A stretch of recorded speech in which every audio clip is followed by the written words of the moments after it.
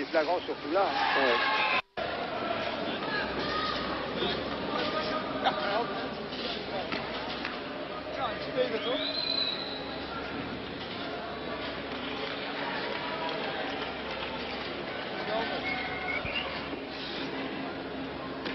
Je pense que peut-être, tu vois, tu sais qu'il y a un nouveau règlement, le penalty, tu peux demander 2 minutes à la place. Ouais. De toute façon, ça pourrait être que l'Italie qui demanderait 2 minutes. Bah, voilà. Donc, ça va très bien. Là. Donc, c'est parfait.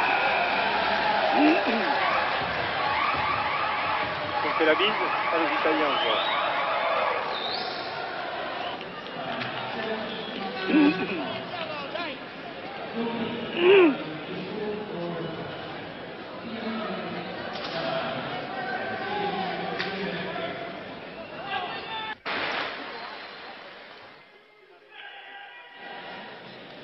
Magnéto Paris, moteur.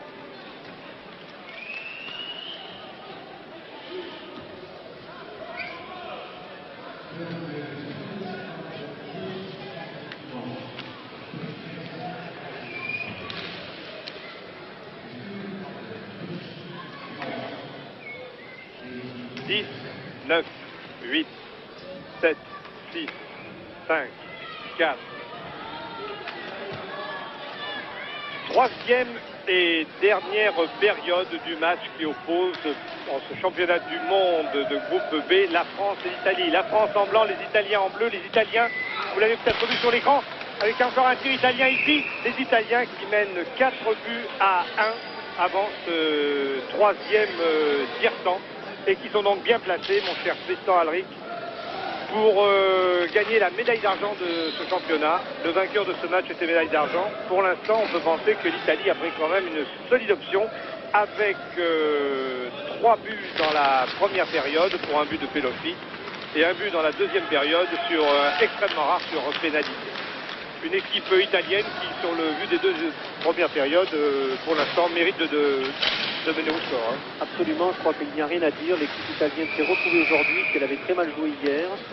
Je pense qu'aujourd'hui, vraiment, elle a retrouvé tout son talent et ça sera très difficile, effectivement, pour les Français de pouvoir remporter ce match, surtout en étant mené 4-1 au score au début du troisième tiers-temps. Alors nous avons ici l'équipe italienne qui, après une minute de jeu, c'est à peu près le compte en général, a changé, avec une équipe française qui a maintenant sa troisième ligne, Achille Boson devant, et je pense Schmitt-Pérez derrière, oui c'est ça, voilà. Schmitt précisément ici qui vient de dégager et d'essayer de relancer la Christophe Ville maintenant qui va tirer, bon tir mais qui passe à côté. Pérez à la lutte ici pour récupérer le palais. Farelli tout seul poursuivi par Schmitt. Oh là là là là là là, Sylvia s'était couché, c'est passé très à côté. Contre-attaque française, ça va très vite dans ce match aujourd'hui. Très bon tir, bien contré par Jim Corsi, l'excellent gardien italien Christophe Ville qui calme le jeu, qui cherche un partenaire. Ils sont pas bien compris avec As là. Palais bloqué. Et l'arbitre va siffler, oui, on change de joueur. Avec maintenant, je vois là, oui, sur la glace, la troisième ligne italienne, Janone au centre, Carlacci, Catenacci, alors que nous revoyons ici au ralenti. Ah oui, c'était juste, hein, très juste là. Oui, heureusement que le palais a touché le bord extérieur de cette cage, car Charlie oh là là, avait bien joué là espace. encore. Là. Bien joué de la... Ah, le Farsi est entré en jeu, tiens. Il n'avait pas joué tous ces derniers matchs. Hein. Voilà, le Jean-Paul Farsi qui fait un retour là. Dans ces championnats du monde, il faut dire que Jean-Paul Farsi a vraiment eu une baisse de forme là, depuis quelques semaines et les sélectionneurs ont préféré l'écarter au profit de Délé. Délé qui est sur la piste aussi là. Délé, le blanc, le grand, l'immense, le moine à l'arrière là-bas, le meilleur arrière de ce tournoi. Et Tilien qui était le meilleur gardien de ce tournoi jusqu'à présent, je ne suis pas sûr qu'après les 3 buts qu'il ait pris dans la première période, il le reste à la fin de ce championnat du monde. Je pense que ce sera Jim Corsi qui une fois de plus sera le meilleur gardien du championnat du monde. Il y a une pénalité, Jean, une pénalité contre la France qui va donc jouer avec un joueur en moins, 4 contre 5. Ça n'arrange pas nos affaires ça. Et c'est précisément Farsi qui va en prison pour 2 minutes. Le revoyons ici au ralenti. Mais peut-être un peu tard pour voir comment Farsi a balancé son rival italien. Alors là encore, 4 Français contre 5. Je trouve les Français un petit peu moins mordants que contre la RDA hier. En revanche, je trouve les Italiens beaucoup mieux qu'hier soir face à la Hollande où ils ont été battus 5-3. Alors que nous avons ici à l'image Patrick Franchter de Bordeaux, qui est l'entraîneur de cette équipe de France, et derrière le docteur Bichon. Remise en jeu ici et ballet bien sûr, récupéré par Schmitt, déjà bien loin. Nous sommes dans le camp italien, contre-attaque italienne avec l'immense Mano qui change d'aile carrément pour Milani. Milani qui va chercher Gugan, c'est certainement qu'il heurte du palais. Ça repart ici. Un tir foudroyant de Briandolo, la ligne bleue. Bellio à l'arrière avec un joueur qui s'est blessé, qui est changé aussitôt par Bragnolo qui vient au centre de l'attaque. Briandolo.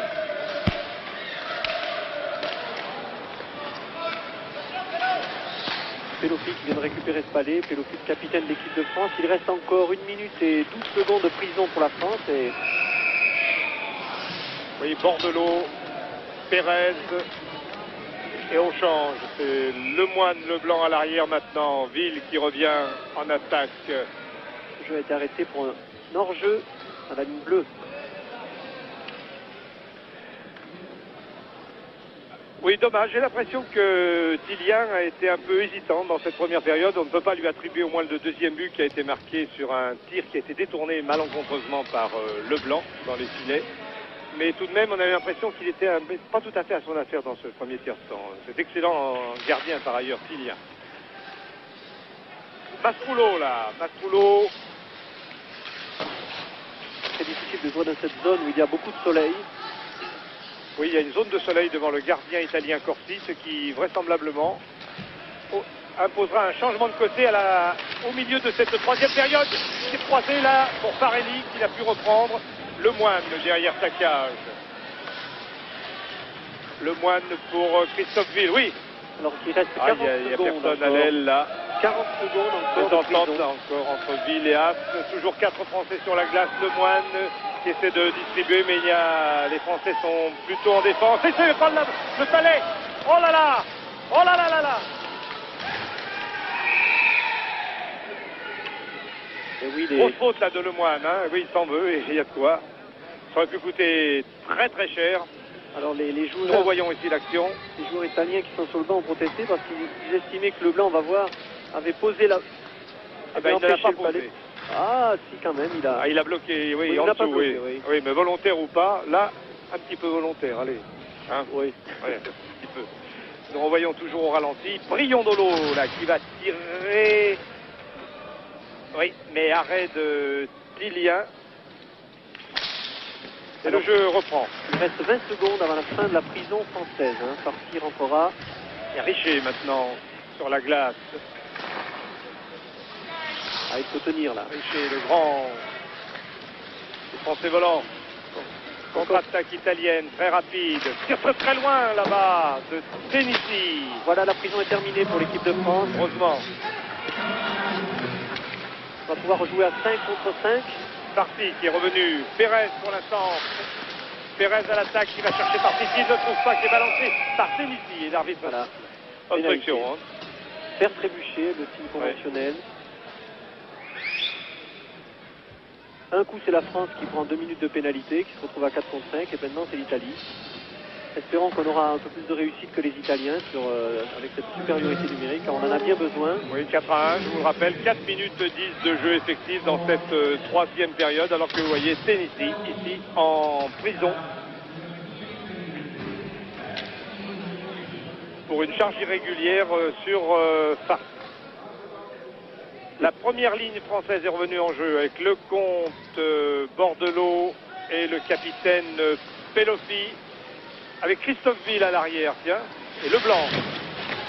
Une équipe donc plus offensive. Patrick Franchter a décidé donc de tenter le tout pour le tout maintenant, en mettant en arrière un attaquant, Christophe Ville. Tillian pour Leblanc. Leblanc pour Christophe Ville. Oui, voilà. Christophe Ville qui va tenter d'attaquer, oui. Pelofi. Oh là là, il est bien isolé là-bas. Bien isolé au milieu des Bleus. Lecomte. Coincé par De Piero. Ça revient vite qui tire. À côté, à gauche. Christophe Ville toujours en possession du palais. Pelofi. Bordelot. Tire de Leblanc.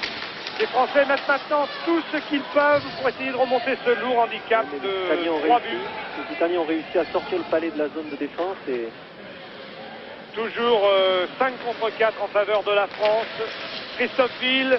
Eh non, Pelofi se fait prendre le palais là. Leblanc, Ville. Bordelot. En jeu. Et encore 52 secondes de prison pour le joueur italien. Malheureusement, hors jeu de Bordelot, là, sur cette action que nous revoyons ici.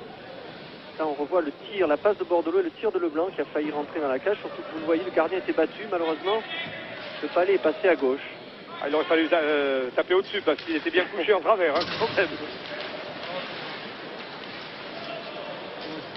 Mastroullo, c'est un excellent arrière de cette équipe italienne, bien parti maintenant vers la médaille d'argent. Mastroullo qui a reçu un coup de frotte au deuxième tir-fin, on a vu la blessure d'ailleurs. Parti à nouveau sur la glace, qui est revenu pour jouer ce dernier match de l'équipe de France. L'équipe de France qui, vous le savez, de toute façon se maintient dans le groupe B.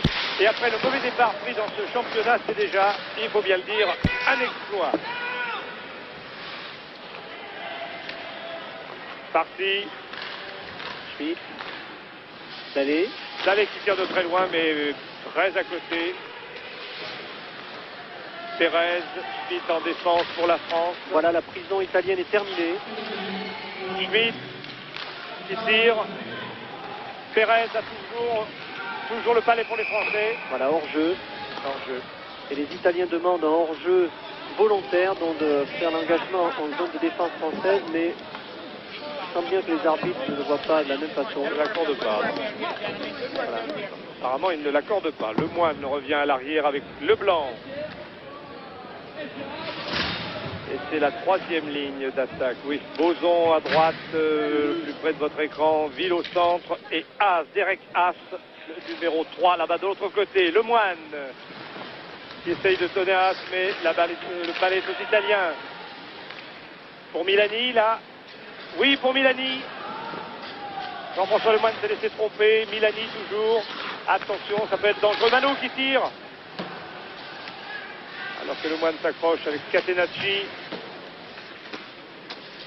As maintenant. As, oui, c'est pour Ville. Ville, Boson, vite, vite, vite. Ah, il est pris par Mano. Il est pris par Mano, il ne pourra pas donner. Et l'arbitre a sifflé. Une pénalité, je crois. Hein. Oui. C'est le joueur italien qui aurait... Prison.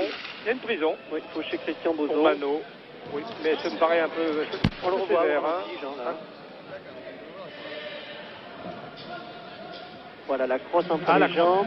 Et voilà, on fait tomber l'adversaire. Bien sûr, c'est interdit en question de glace. Ah oui, oui, là, le ralenti est formel, alors que l'action nous était cachée par la liste.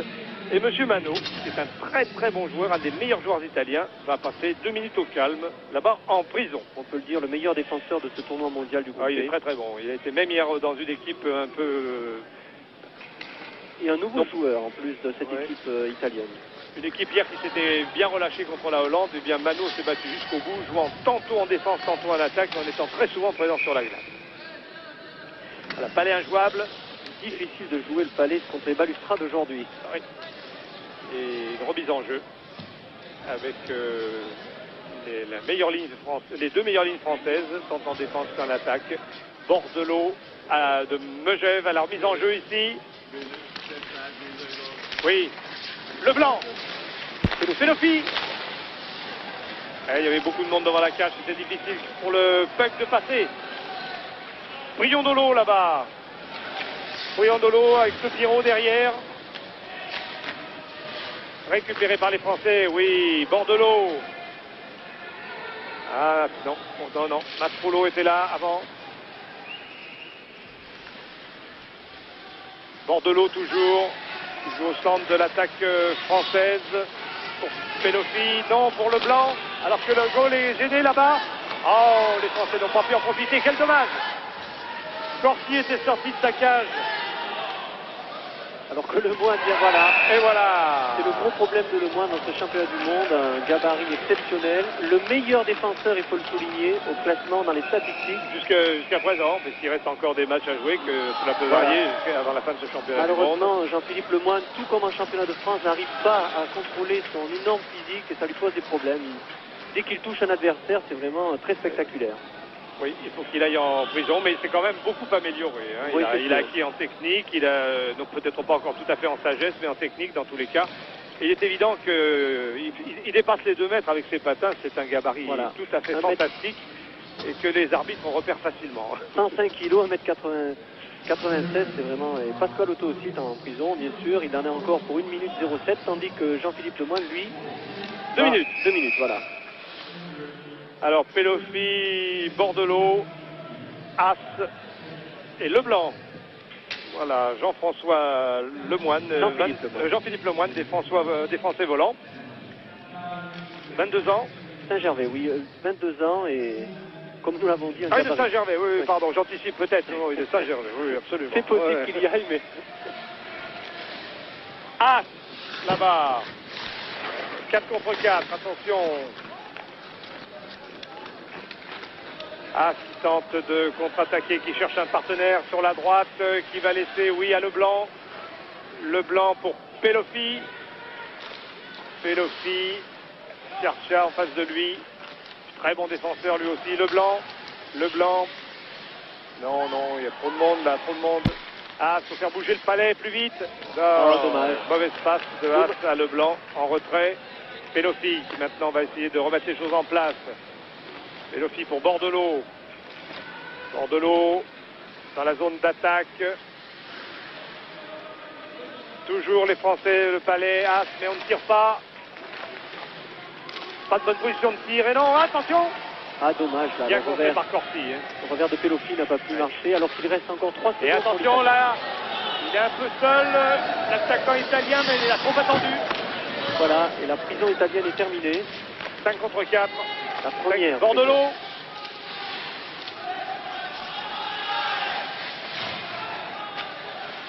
« 4 contre 4, oui, il y a tout, oui, absolument, il y a 35 qui ont le même temps, évidemment. Attention, Mano.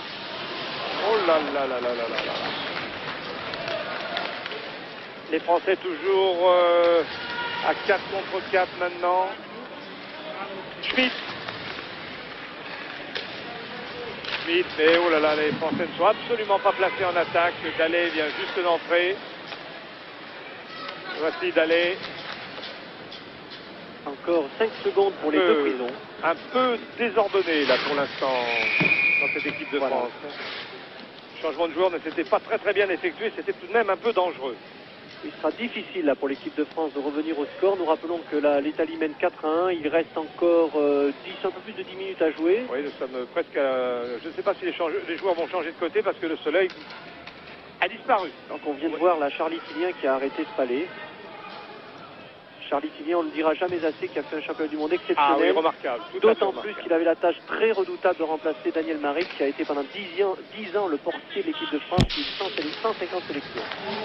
Oui, je dois dire que pour Charlie Tillien, c'est vraiment très bien. Surtout qu'il n'était pas forcément le gardien numéro 1 en arrivant ici à Eindhoven. C'était Frédéric Malétroit, et puis c'est avéré qu'en fait, Charlie Tillien, dans les championnats du monde, était meilleur que Malétroit. Tir de loin. Oh là là là là là là là là là. Très beau tir de loin de Mastroulot là. Voilà. Et on change de côté quand même. Voilà, oui, alors donc, comme vous l'avez expliqué, Jean, tout à l'heure, il y avait beaucoup de soleil dans les 2 premières périodes, et donc les arbitres ont estimé que pour ne pas défavoriser l'une ou l'autre des 2 équipes, on fait changer de camp au milieu de 3e période. Il n'y a plus de soleil, au cas où il reviendrait. Mais ça me paraît bien compromis ici à Eindhoven où il pleut beaucoup. Je ne sais pas si on voit Jim Corsi.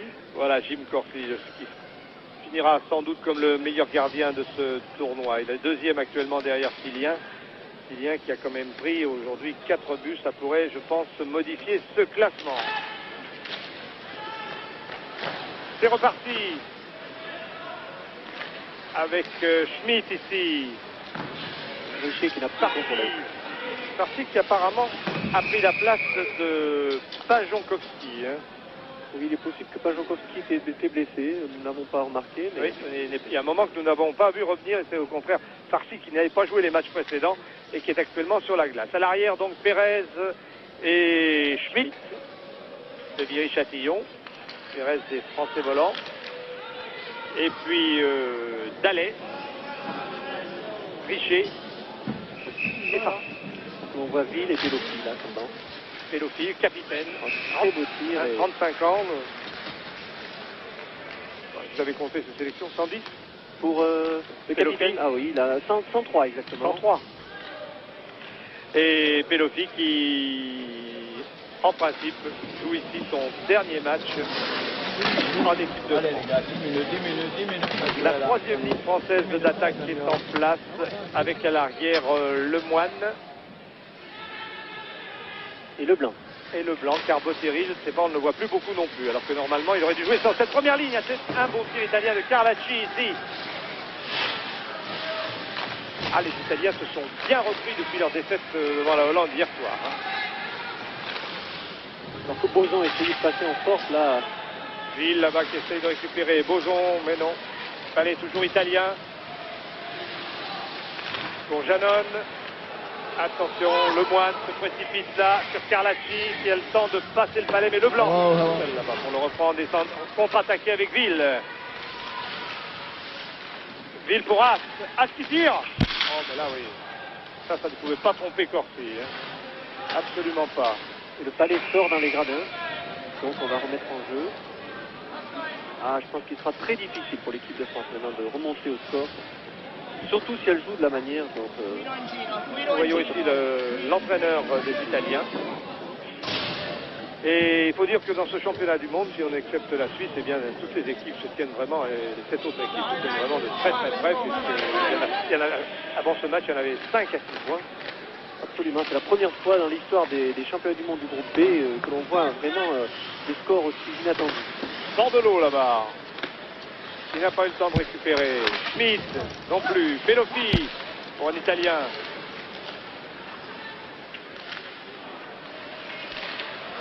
Oh là là, heureusement. Attention ici à Mer. Pas vu, qui a fait un très beau tir. Tir de loin.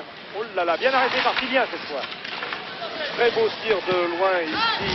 Alors que Pérez a perdu un gant et s'accroche. C'était reparti pour les Français là, avec Bordelot. Malheureusement pas vu à récupérer le palais.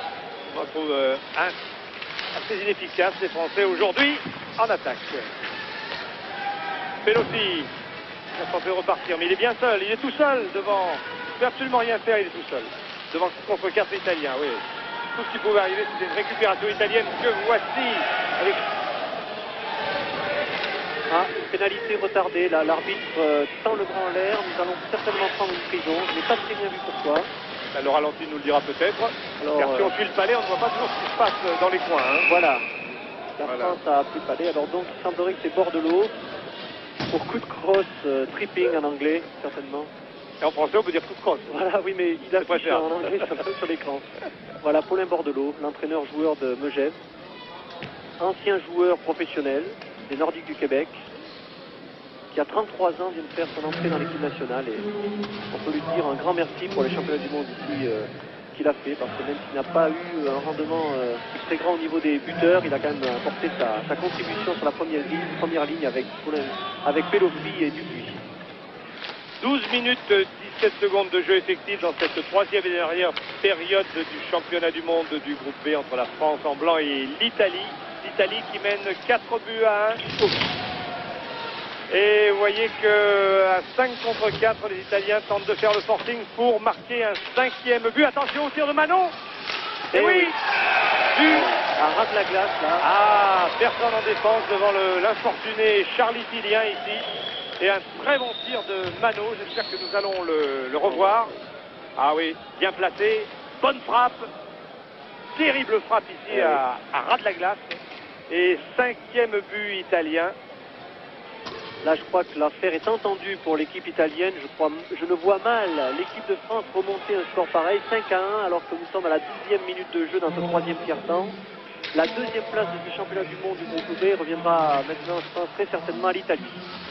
Mais c'est déjà une bonne chose que l'équipe de France puisse disputer cette deuxième place, parce qu'au départ de ce championnat du monde, on ne s'attendait pas à un match pareil, à voir un enjeu pareil pour l'équipe de France. Je dois dire même qu'à mon retour des championnats du monde de patinage lundi dernier, le climat était plutôt pessimiste en France. On voyait plutôt le retour en 3e division. Hein, voilà, dans le groupe C. Ouais. Comme quoi, on sait sur glace qu'il faut attendre la dernière journée pour être fixé. Donc satisfaction pour cette équipe de France où tous les problèmes sont loin d'être résolus, me semble-t-il, mais qui tout de même se maintient dans le groupe B. Voilà. Dallet ici. Dallet Richer. Richer, oh là là, sévèrement contré par l'Italien et ça ne lui plaît pas du tout. Hein. Voilà, et de nouveau, une pénalité là. Pénalité, j'espère, contre l'Italien. Hein. L'arbitre, M. Barinov, a fait le geste conventionnel, retenir. Oui. Retenir, alors... Un petit coup de prison pour l'Italien. Voilà. Ça me paraît tout indiqué. Corsi proteste, comme on le voit, le gardien. Mais il attend, nous allons revoir. Oui. Richer. Oui, la situation est nette, là. Hein. On joue l'homme, mais non pas le palais. C'est pas bien, aller en prison. Il s'agit de M. Pasqualotto, le terrible moustachu. Je profite de cette interruption pour saluer et souhaiter un rapide rétablissement à M. Jean Ferrand, oui, président de la Fédération Sport de glace, que nous espérons retrouver très bientôt au bord des patinoires. Voilà, vous voyez cette tête de Pasqualotto qui est par visage engageant, hein, ce jeune homme. Hein. Ouh là là. Il est très sympathique en dehors de la glace, je peux vous l'assurer, pour le connaître très bien. Et moins dessus. Beaucoup moins dessus. Alors, et oui, on en met un attaquant supplémentaire, me semble-t-il. Boson, oui, c'est absolument, c'est Pelofi. Attaquant supplémentaire à 5 contre 4 pour essayer d'en profiter, de réduire ce score en faveur des Italiens, je vous le rappelle. 5-1, Pelofi qui joue arrière.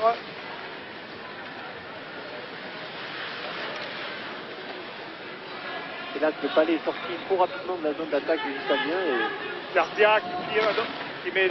Oui, il n'y a pas de dégagement interdit en ce moment. Tilien qui arrête, oui. Palais contrôlé par le gardien français Charlie Tilien de Saint-Gervais.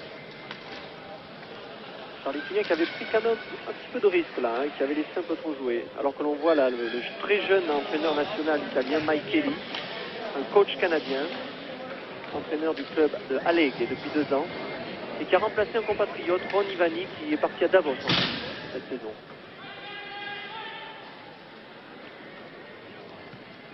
Remise en jeu avec Christophe Ville, Pelofi là-bas. Bordelot qui va essayer de relancer à l'aile droite, oui, pour Pelofi. As derrière lui, loin devant, mais non, trop loin, Corsi est là. Voilà, attention, ça peut être bien pour Pelofi. Mais non, je trouve, mon cher Pestan, que les Français ne tirent pas suffisamment. Une très mauvaise passe ici. Oui. Pelofi ne pouvait contrôler. Tilien est sorti. Alors qu'il y a un Italien qui a été balancé. Vous avez raison de le signaler, Jean. Nous sommes en supériorité numérique à 54 et on n'arrive pas en zone d'attaque à vraiment, avec un joueur supplémentaire, à faire un manier-palais, à le monopoliser. Ça, c'est un petit peu le drame de cette équipe de France. On est à la limite, je dirais qu'on est plus fort en infériorité numérique. On l'a vu pendant tous les championnats du monde. Quand on joue à 4 contre 5, et bien, ma foi, on arrive à s'en sortir et même à marquer des buts. Et je crois que c'est un peu le paradoxe de cette équipe nationale, de cette équipe de France. Là. Vous avez vu le match contre le Japon notamment, et l'absence de tir au but a été très sensible, au point même que sur le score de 2-1, c'est le Japon qui a battu la France, alors que l'équipe de France aurait dû gagner ce match. Ça repart. Encore 58 secondes de prison pour Pasqualotto. Parti là. Ah, c'est dommage, c'était pas loin. Alors que la cage, là, voilà. L'arbitre à nouveau, mais la cage est déplacée, donc on arrête le jeu. Il semblerait que l'Italien soit fait mal, là, en touchant le poteau. Croyez-vous.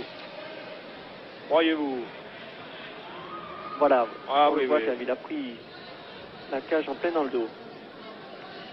Heureusement qu'il s'agit de cages qui s'enlèvent très facilement. Il n'y a juste que 2 piquets en fer plantés dans la glace, mais très superficiellement. Alors qu'il reste encore 49 secondes de prison pour le Pasqualotto.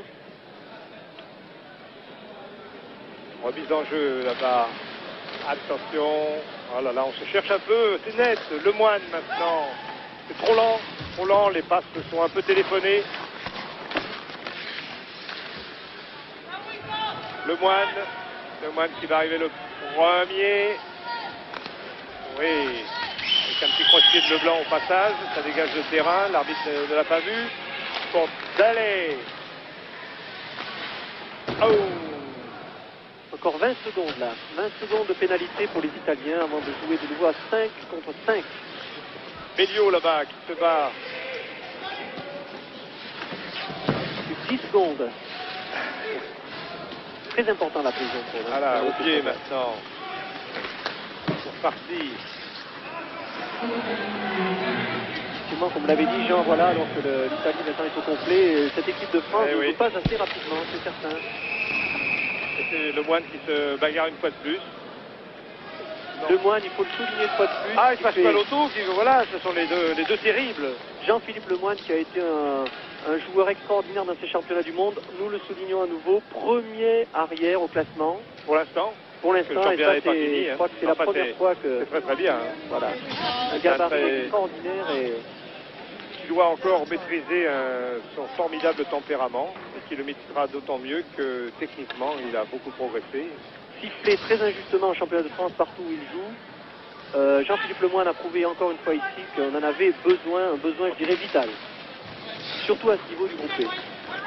Pelofi avec la première ligne française, le compte Pelofi, Bordelot, tire de loin, sorti, vigilant, Briondolo là, qui va très très vite face à Schmitt. Briondolo complètement balancé par Pérez. Une bonne ligne là, Pérez, Schmitt, vraiment deux défenseurs très jeunes et qui ont un très grand avenir.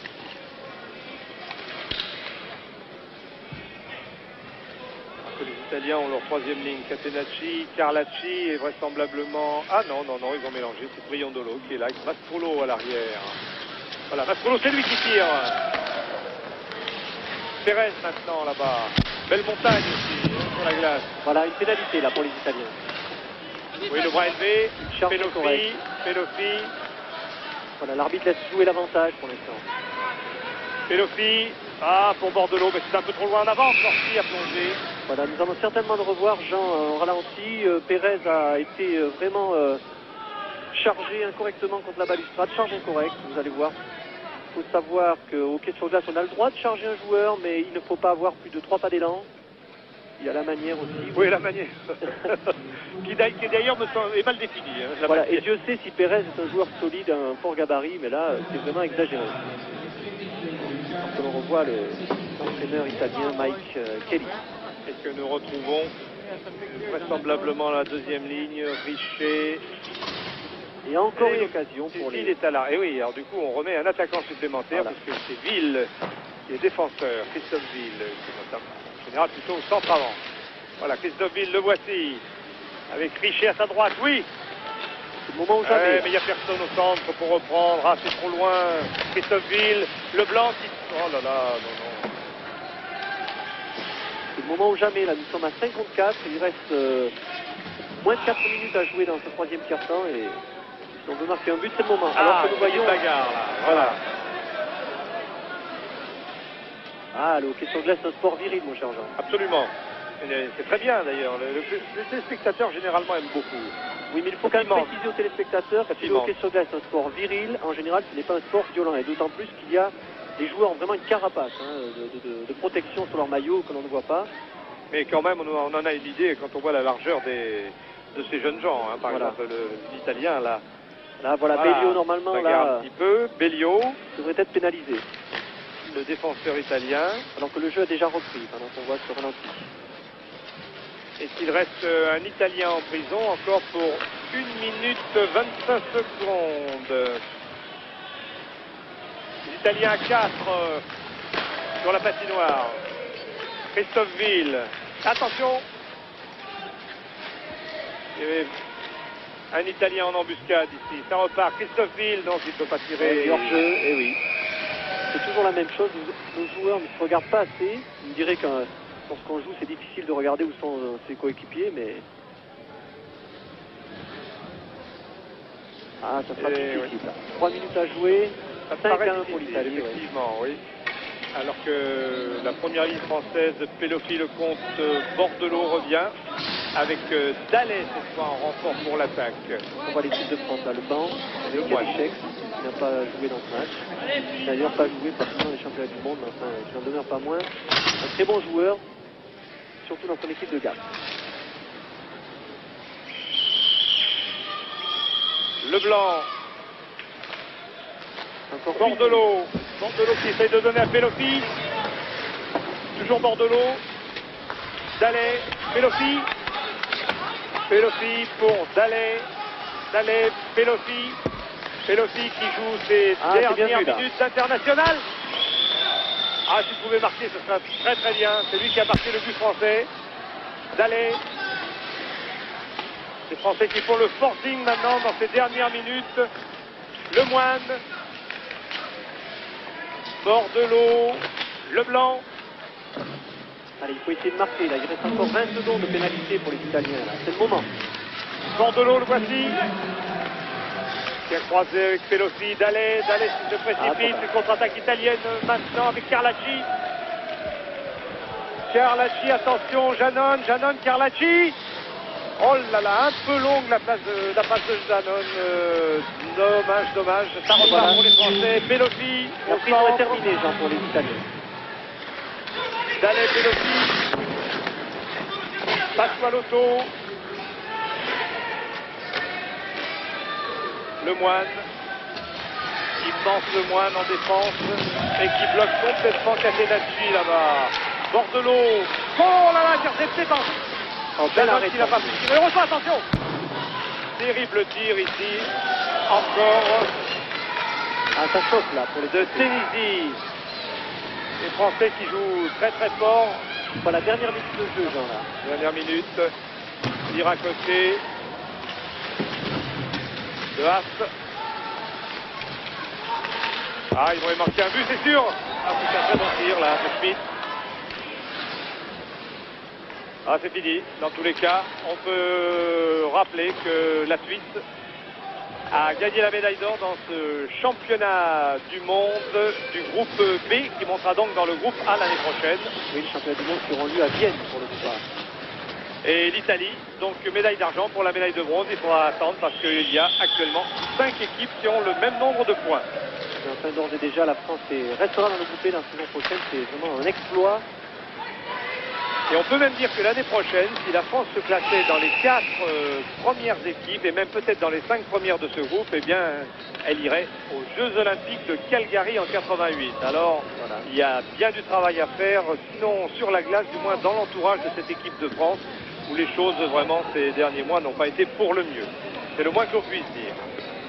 En effet, s'il faut saluer la performance des joueurs de l'équipe de France dans ces championnats du monde, il ne faut pas que l'arbre cache la forêt. Il y a de gros problèmes d'encadrement. Il y a eu une vive tension entre les joueurs et les entraîneurs nationaux. Et je crois que la Fédération française sport de glace devra veiller à ce que ces problèmes disparaissent avant d'entamer la saison prochaine. 8 secondes, 7.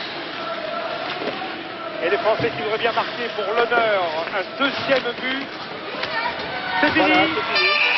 La France donc battue 5-1 par l'Italie. La France qui a des chances de terminer 4e, mais qui dans tous les cas, contrairement à ce que l'on pouvait craindre dans la première semaine de ce championnat du monde, eh bien, mon cher Daniel, restera dans le groupe B et c'est déjà une très belle performance. L'équipe de France, rappelons-le, qui l'année dernière jouait dans le groupe C. Voilà, Tristan Alric à mes côtés et Jean Marquet, mon cher Daniel, nous vous rendons l'antenne.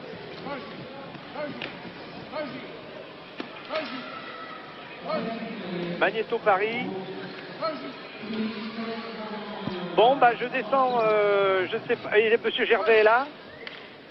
Bon, vous prenez les choses en main pour l'interview, je descends. Hein. Vous pouvez même faire tourner la machine maintenant si vous voulez. À tout à l'heure.